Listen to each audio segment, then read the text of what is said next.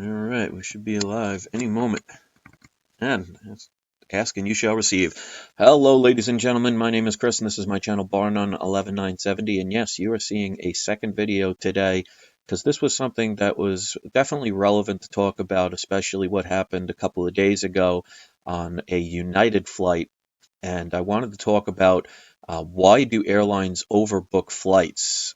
Now, most of you probably don't know this, but from the years from 1990 to near the end of 1992, I used to be an international domestic reservation sales agent, and I used to work for TWA. I used to work at Two Penn Plaza, and I was one of the people back before the internet when people needed to book reservations. They would call the airlines, and I would be one of the people that would answer the phone. I was actually pretty good at it, but unfortunately, TWA, we used to kid around calling it the wrong airline. It went out of business, so that's why I no longer work for them. But I have some experience with that because I have flown on TWA many a time when I was working for them and as an employee. And I wanted to give some information on this because this is definitely something that people need to know about because all airlines do this. I do want to welcome people that are coming in. It is the 14th of April at 4:10 p.m. Eastern Standard Time. And the reason why airlines overbook flights, they basically want to try and make as much money as possible. Now, if you're a person that's a frequent flyer, you tend to, especially if you're doing it for work-related purposes, you tend to change your flights a lot. You have reschedulings, you have cancellations, people are sick, there are people that have maybe a death in the family, and they are always constantly changing the amount, changing their flights. So what airlines do, and the reason why they do this, is all about trying to get the most amount of people in the seats, where they know that a certain percentage of the people who book that particular flight will either not show up, cancel, or change their flight to a different time or a different day.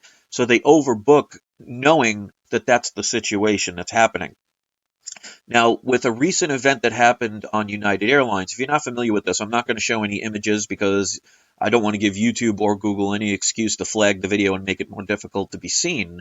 But they overbooked a United Airlines flight and they were asking for volunteers. Now, you have to kind of know about the situation. They don't always have to compensate you. There are different reasons when they don't have to. Like, for example, if they can get you on a flight about within an hour of your original time, they don't have to compensate you. There's a couple of reasons why they can actually not have to compensate you, but I mean, that's not relevant to the situation.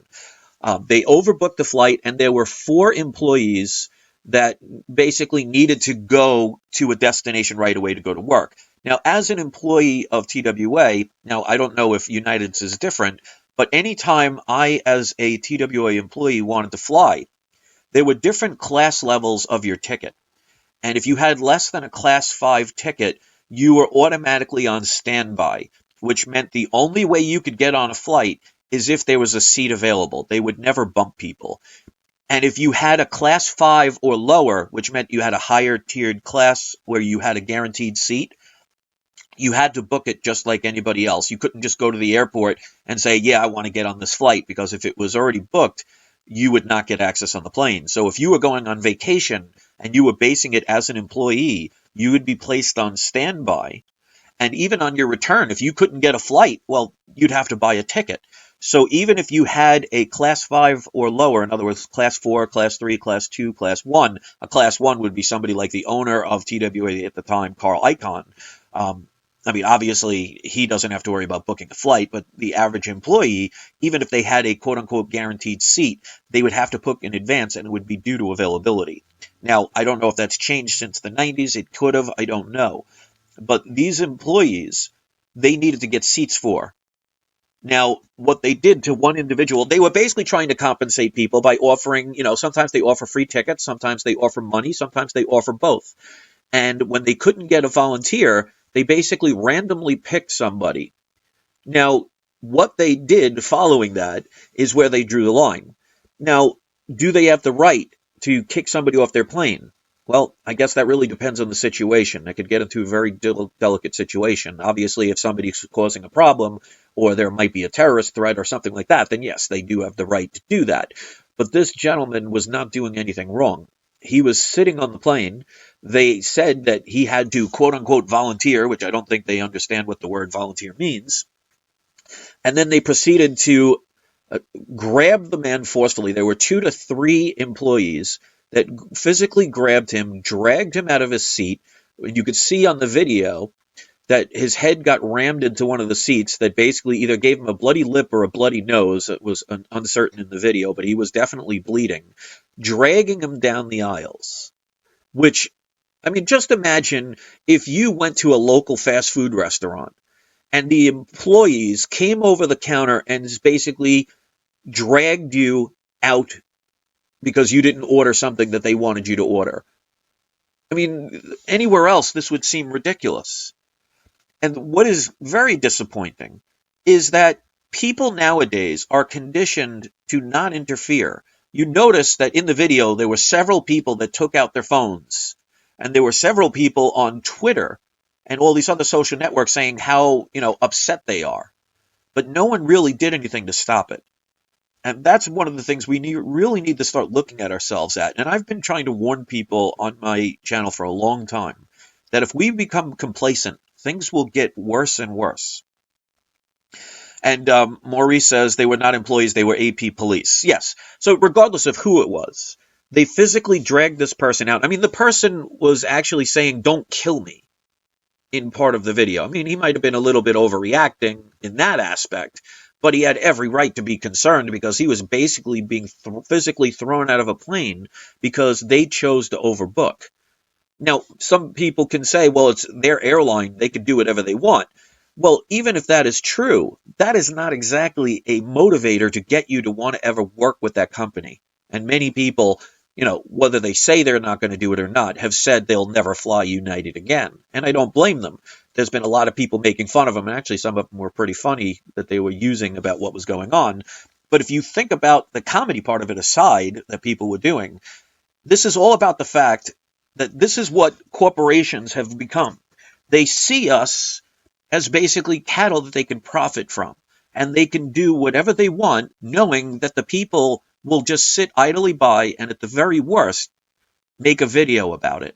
Now, it's obviously good that somebody made a video about it because, they say a picture's worth 1,000 words. Well, what does that make a video? So it does help expose things like this that have been going on for very long times. I don't think to this degree. And the problem is, if nobody took a video, well, then the airlines could make up any excuse they wanted and it would have never turned into a big deal. So it is good that there are people doing that. But if we all just sit idly by and allow these things to happen, just imagine if this started happening on trains and on buses and in taxi cabs and in schools. Should it get to the point where a teacher doesn't like a student and can physically throw them out and drag them down the hallways? We, the people, have to participate and have knowledge about what's going on. So yes, the airlines do overbook flights. They do this all the time. It's all about making them as much profit as possible because they know people are going to cancel, they're going to not show up, they're going to change their tickets. But if they wanted to solve this problem, like for example, if they do have last minute employees because, there are flight attendants that can fly from city to city and need to get onto a plane to get to another city destination to work there, that does happen. Well, what they should do is leave 4 seats empty that are reserved for airline employees. And at the last minute, if no airline employee goes up, they can maybe sell them at a discounted price and make an announcement for people who want to go. Because obviously 4 seats isn't going to make or break an airline. But they can easily subsidize 4 empty seats just in case something like this was to arise. But the point of the matter is, if you want to make change, notice how exposing the fraud is the first part. But the biggest thing that they're worried about is their reputation. Because if they have a bad reputation, that means they're going to have less business. Less business means less money. That is what changes things. So if anybody can take anything from this situation, is that if you want to change even a major corporation or a major bank or even a government, if you hit them in the pocketbook instead of trying to hit them physically, you will do more damage and more change quickly without hurting yourself. And that's why I tell people all the time, They want you to fight. They want you to riot. They want you to destroy public property because it gives reason for them to create more restrictions. Since 9/11, I have flown a total of 0 times. Now, obviously, that's not going to be easy for some people who have a living where they have to fly.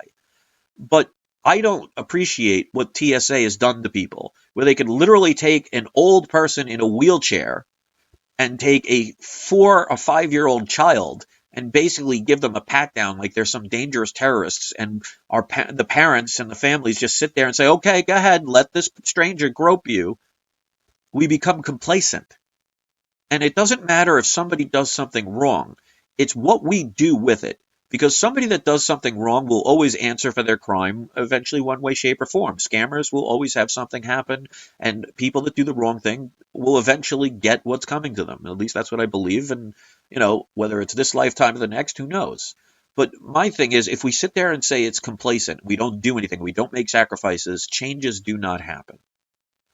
So if those people say they're never going to fly United again and made these nice Twitter accounts and YouTube videos, and they choose to fly anyway and just don't tell anybody, well, all they're doing is saying, United, we might have been upset with what you did, but here's my money. Do you think United's going to really care? Because one of the people that threw that person off, they said they put him on leave. Now, I wonder, is that paid leave?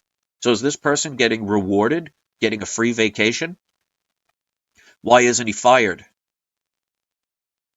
And why aren't people upset about this? Now, is this a life-changing event? No, but it will change things, especially when it comes to the airline and corporations in general, because this will send a clear message that corporations, when they make their commercials and when they have their representatives on the television, they'll make everything seem wonderful, that they're there for you, that they care about you, that you are just as, appreciated as if Donald Trump was riding on their flight or using their product, because they want to make the sale. If they told you the truth about how they really feel about you, you wouldn't really like the advertisements that would come out.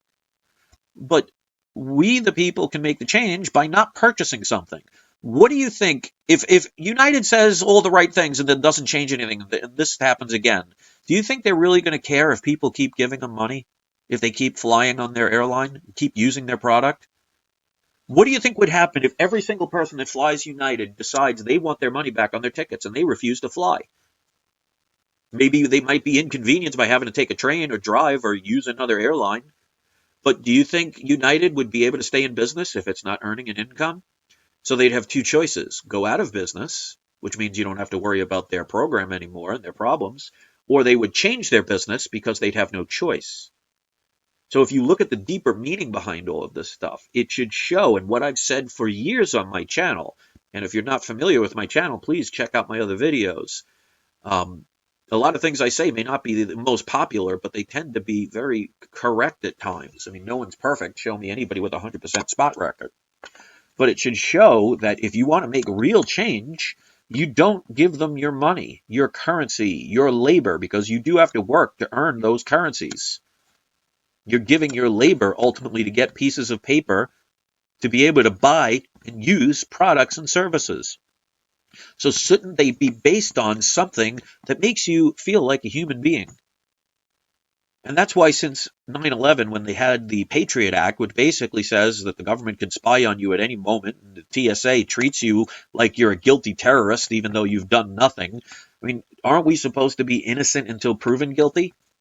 And yet they line you up and pat you down and quote unquote randomly search people and make you feel like you're a criminal. Is that how you want to be treated? I sure don't. That's why I don't fly. And I haven't. So people, sometimes you have to make sacrifices. But it beats having to be shot or thrown in jail. And that's why they're always telling you, and they're showing you images of people rioting, people protesting. All that does is gives them free advertisement, and it will also give them the ability to create more restrictive laws to make your life harder. So a business can technically do whatever they want, but that doesn't mean we have to accept it. So United could learn from this or not learn from this. The fact that it happened at all is sad, but all things and all people can learn from their mistakes.